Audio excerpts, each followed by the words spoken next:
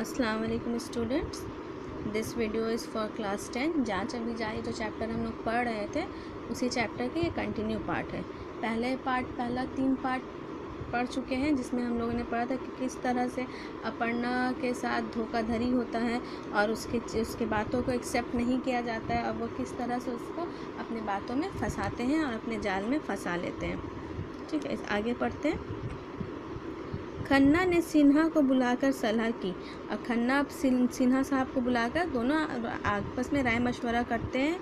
तय यही हुआ कि ये जो नए अपरिपक्व अनुशासनहीन अधिकारी हैं उन्हें सबक सिखाया जाए और उनकी लिपापोती कतई मंजूर ना की जाए। और उन्हें लगता था ये जो नई अधिकारी जो है, नए जो एम्प्लॉय है, इसको कोई भी डिसिप्लिन वगैरह नहीं आता है कोई भी बात पे हर बात, क्योंकि वो ऑलरेडी उन लोगों का काफ़ी बातों को टाल चुकी थी, तो वो अपना बदला इससे लेना चाहते थे और इनको सबक सिखाने के लिए इसको सबक सिखाया जाए और इनका जो कुछ भी लिपापोती बाती है, जो कुछ भी ये कह रही है बात, उसको मंजूर नहीं किया जाए। सिन्हा ने कहा और सर, हमारी फ़ाइल में इनके द्वारा दिया गया बिल भी लगा हुआ है। और सिन्हा कहता है कि हमारे फ़ाइल में इन्होंने जो बिल पेश किया है वो बिल भी लगा हुआ है, उस पर तारीख भी उनके हाथ की ही लिखी हुई है और उस पर डेट जो लिखा हुआ है वो अपर्णा के हाथों से ही लिखा हुआ। अपर्णा अभी डरी नहीं और अपर्णा लेकिन अब भी उसका अंदर वो डर नहीं था, वो किसी बात से डर नहीं रही थी, क्योंकि वो सच्चाई के साथ थी। उसे लगा सच्चाई उसके साथ है, उसकी नीयत में कोई खराबी नहीं है, फिर वो क्यों घबराए। घर में माता पिता को उसने संक्षेप में थोड़ा सा समझाया और समस्या को बहुत हल्का बनाकर ताकि पिताजी के कलेजे पर बोझ न पड़े, तो उसने घर पे माता पिता को इस समस्या के बारे में थोड़ा बहुत बताया और समस्या को बहुत ही हल्का बताया ताकि उसके पिताजी की तबीयत और ज़्यादा ख़राब ना हो। तू क्यों चिंता करती है, मैं चलूँगा तेरे साथ क्षेत्रीय दफ्तर, पिता ने कहा। तो उसके पिताजी कहते हैं तुम परेशान मत हो, मैं तुम्हारे साथ हेड ऑफिस चलूँगा, उसके पिता कहते हैं। जाते वक्त पूरे रास्ते पिता उसे समझाते रहे, तू बिल्कुल ना डर, सत्य में आज भी बड़ी शक्ति है। मेरी इतनी उम्र हो गई, मैंने आज तक झूठ का सहारा नहीं लिया और मैं कभी घाटे में ना रहा। तो उसके पिताजी उसे बहुत कुछ समझाते जाते हो, तो अपनी बेटी को घबराने के लिए मना करते हैं और कहते हैं कि सच्चाई में बहुत ताकत है। उनकी इतनी उम्र हो गई लेकिन उन्होंने आज तक कभी झूठ नहीं कहा और कभी भी वो घाटे में नहीं रहे। क्षेत्र कार्यालय कानपुर के एक व्यस्त स्वच्छ सड़क पर था। जो हेड ऑफिस जो था वो कानपुर में था। कानपुर के एक सड़क पर बिजी रास्ते पर था और काफ़ी वो रास्ता साफ़ सुथरा भी था। भव्य इमारत, बड़ी सुरक्षा और तामझाम से भरपूर, बहुत बड़ी इमारत थी और वहाँ बहुत भारी सिक्योरिटी भी था और बहुत सारा तामझाम से पूरा भरा पड़ा हुआ था। कार्यालय का हर अधिकारी कर्मचारी वहाँ व्यस्त नज़र आ रहा था। ऑफिस का हर अधिकारी जो है वहाँ पे बिजी दिख रहा था। अपर्णा संबंधित अधिकारी से मिलना चाहती थी। अपर्णा इस मैटर में उन लोगों से मिलना चाहती थी जो उसके मैटर में काम कर सकते हैं। पूछताछ से पता चला कि वे दौरे पर निकले हुए हैं और उसने जब पूछा उस ऑफिसर्स के बारे में तो पता चला कि वो लोग अभी बाहर निकले हुए हैं। उनके कनिष्ठ अधिकारी ज़रूर हैं और उसके लो अधिकारी जो हैं उनके अंडर जो काम करने वाले हैं वो लोग हैं। इस अधिकारी की कैबिन में जाने से पहले विभागीय कर्मचारियों ने एक हॉल क्रॉस करना पड़ता है और इन अधिकारियों के केबिन में जाने से पहले वहाँ के कर्मचारियों से वहाँ एक बड़ा सा हॉल था जहाँ पे सारे एम्प्लॉय काम करते थे। वो हॉल को क्रॉस करके उन लोगों के ऑफिस जाना पड़ता है।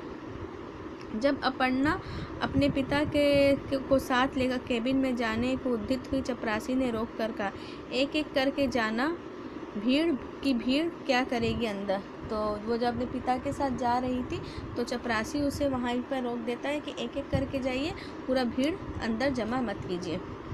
भीड़ नहीं है, मेरे पिताजी है, अपर्णा ने तैश में कहा। और अपर्णा तैश में आकर कहती, ये भीड़ नहीं है, मेरे पिताजी हैं।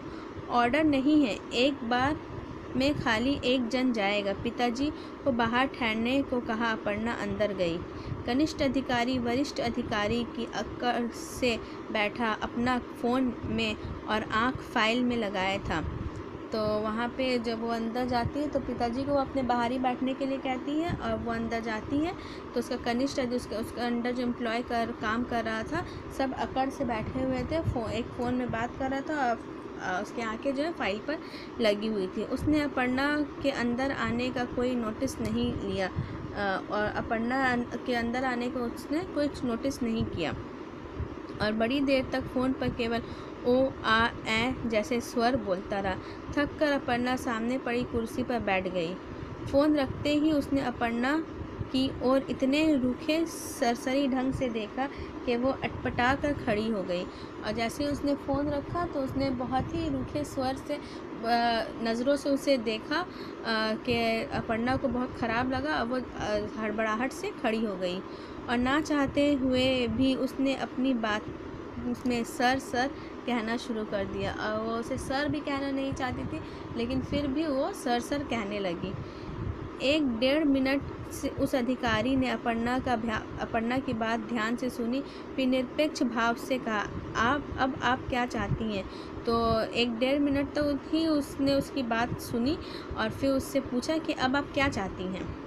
मैं चाहती हूँ कि मेरे स्पष्टीकरण पर आप ध्यान दें और मेरी विश्वसनीयता पर संदेह ना किया जाए। तो वो कहने लगी कि मैं चाहती हूँ, मैंने जो दलीलें दी हैं वो उस पर आप ध्यान दें, और मुझ पर मेरे विश्वास पर किसी तरह का डाउट ना रखें।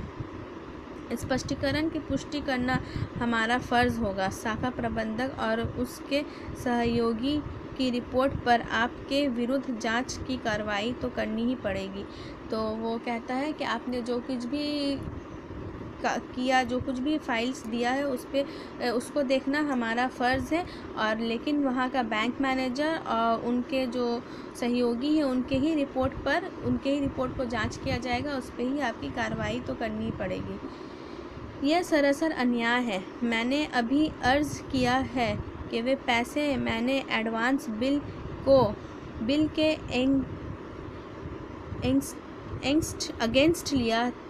अगेंस्ट लिए थे। छुट्टी की बाद में वो धनराशि तुरंत लौटाने ही आई थी। तो वो कहने लगी, ये तो सरासर अन्याय है। मैंने अभी कहा आपसे कि वो मैंने एडवांस बिल के अगेंस्ट लिया था, और वही वो धनराशि जो मैंने जो पैसे लिए थे वही छुट्टी के बाद तुरंत उसे ही लौटाने आई थी। आपने अपनी यात्रा रद्द करने की कोई सूचना अपने कार्यालय को नहीं दी। नंबर 1, आपके बिल पर कहीं भी एडवांस बिल जैसा शब्द नहीं लिखा हुआ है। नंबर 2, और आपके पास अपनी भेजी गई सूचना का कोई लिखित सबूत नहीं है। फिर हम कैसे माने कि आप संदेह से परे हैं? तो वो कहता है कि इसको अंडरलाइन कीजिएगा स्टूडेंट्स कि क्या क्या उस पर इल्ज़ाम लगाया गया था। अब उसने कहा कि आपने अपनी यात्रा रद्द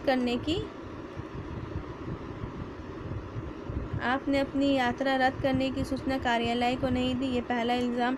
आपके बिल पर कहीं भी एडवांस बिल जैसा शब्द नहीं लिखा, ये दूसरा इल्ज़ाम।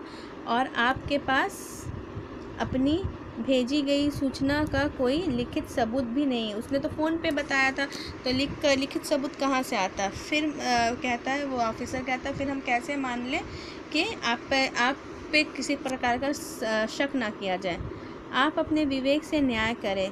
और क्या आपको मैं एक बेईमान लड़की मालूम देती हूँ? तो वो कहती है, अपर्णा कहती है, आप अपनी बुद्धि से काम लें, बुद्धि से काम करें। और क्या मैं आपको एक बेईमान लड़की मालूम देती हूँ? व्यक्तिगत प्रतिक्रिया का दफ्तर के रूटीन में कोई अर्थ नहीं होता। तो वो कहता है पर्सनल चीज़ का यहाँ पे कोई बात नहीं है। फिर इधर हमारे यहाँ नए आए जूनियर्स में इतने अजीब तत्व घुस गए हैं कि इनकी पड़ताल होनी ज़रूरी है। और कहता है कि इधर भी हमारे यहाँ जो भी जूनियर्स लोग आए हैं और इतने सब बेकार हैं, उनका सही तरह से जांच पड़ताल होना भी बहुत ज़रूरी है। आप जा सकती हैं। पर सर, तो वो कहता है जांच पड़ताल होना ज़रूरी है, और कहता है कि आप यहाँ से जा सकती हैं। पर वो कहती पर सर, बोलती है, आप अपना समय बर्बाद कर रही हैं। अधिकारी ने घंटी बजा दी। अपर्णा बौखलाई सी चपरासी के पीछे पीछे बाहर आई। उसके पिता डीलिंग क्लर्क के सामने पड़ी कुर्सी पर बैठे हुए थे। क्लर्क के मुंह में ठुस पान भरा था और वे बड़े गौर से अपने चश्मे में से अपर्णा को देख रहा था। तो अपर्णा तो वहाँ से बाहर निकलती चपरासी के पीछे पीछे बहुत ही ज़्यादा परेशान रहती है। और उसके पिताजी जो है एक डीलिंग क्लर्क के सामने पड़ी कुर्सी पर बैठे हुए थे। क्लर्क के मुंह में बहुत ज़्यादा पान भरा हुआ था और वो चश्मे से अपर्णा को देख रहा था। चलो, अपर्णा ने बिना उसे बात किए पिता से कहा। उससे वो डीलिंग क्लर्क जो था उससे कोई भी बात नहीं करती, अपने पिताजी से कहती है चलो। क्लर्क ने गुस्से में मुंह का पान लहूलुहान कर लिया। उसे केस का पता था और क्लर्क से बिना बात किए वो वहाँ से वो भी ऑफिसर था, वहाँ से बिना बात किए चली जाती है।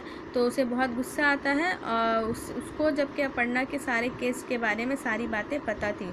उसे लगा गले तक मुसीबत में फंसी है लड़की, पर अकड़ देखो, डीलिंग क्लर्क से बात करते हेटी होती है।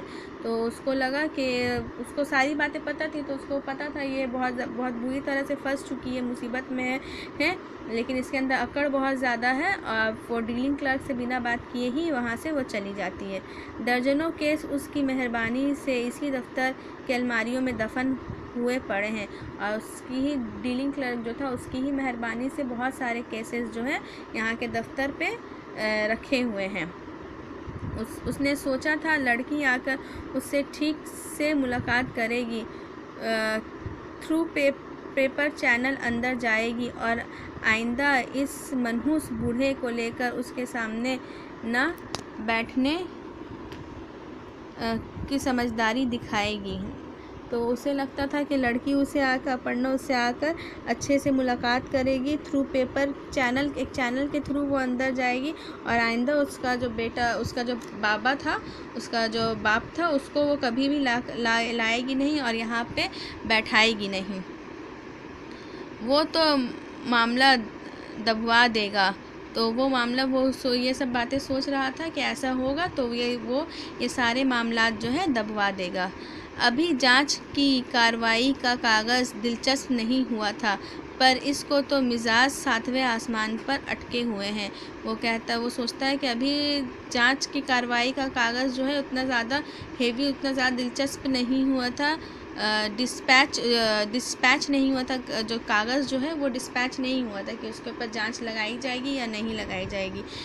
लेकिन इस लड़की के मिजाज जो थे वो 7वें आसमान पर थे, क्योंकि उसे लगता था कि वे सच के साथ है तो उस पर कार्रवाई क्यों की जाए, इसी मैटर पे वो सोच रही थी। लेकिन आज का ज़माना वैसा नहीं है। आज का ज़माना जो है बहुत अलग है। सब में पैसा खिलाकर ही आगे बढ़ा जाता है। कोई भी मामला हो, अगर बिना सोर्स का कुछ भी काम नहीं होता है। ठीक है, तो इस वीडियो में इतना ही। नेक्स्ट वीडियो में हम लोग आगे पढ़ेंगे। ओके, अल्लाह हाफिज़।